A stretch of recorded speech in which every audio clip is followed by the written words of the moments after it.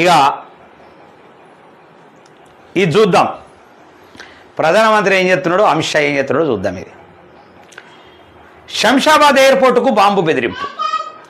శంషాబాద్ ఎయిర్పోర్ట్లో బాంబు బెదిరింపు కలకలం రేపింది.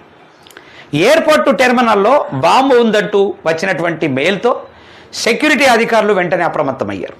మరి ప్రయాణికుల భద్రత దృష్ట్యా టెర్మినల్లో విస్తృత తనిఖీలు చేపట్టారు. అయితే పూర్తి స్థాయి పరిశీలన అనంతరం ఎలాంటి బాంబు లేదని అధికారులు స్పష్టం చేశారు.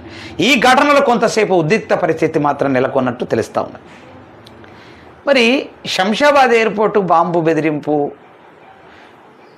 ఏదైతే కలకలం రేపినటువంటి వార్త ఉన్నదో, ఆ బాంబు బెదిరింపు ఎవరు చేస్తారు చెప్పు? బాంబు బెదిరింపు ఎవరు చేస్తారు? టెర్రరిస్టులు చేస్తారు. ఆ కథ టెర్రరిస్టులు చేస్తారు. మరి టెర్రరిస్టులు ఈ దేశానికి ఎట్లా వస్తున్నారు?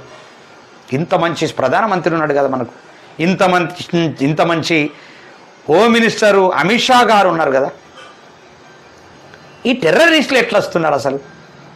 ఏమన్నంటే బెంగాల్ నుంచి వస్తున్నారు, ఆ బెంగాల్ నుంచి ఆ మమతా బెనర్జీ రప్పిస్తున్నది, తమిళనాడు నుంచి స్టాలిన్ రప్పిస్తున్నాడు అనేది చెప్తారు తప్ప వాళ్ళకు ఇంటెలిజెన్స్ వ్యవస్థ లేదా? లా అండ్ ఆర్డర్ లేదా? బార్డర్లో సైనికులు లేరా? ఎట్లా వస్తున్నారు టెర్రరిస్టులు? ఎవరి ప్రమేయంతో వస్తున్నారు? ఈ బాంబు బెదిరింపులు చేసే వాళ్ళు ఎవరు?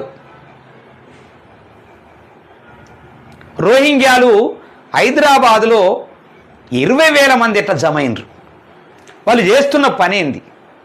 వాళ్ళ దగ్గరికి ప్రభుత్వ అధికారులు, ప్రభుత్వ యంత్రాంగం, పోలీసు వ్యవస్థనే పోకుండా ఉండేటటువంటి పరిస్థితి ఎట్లా దాపురించింది?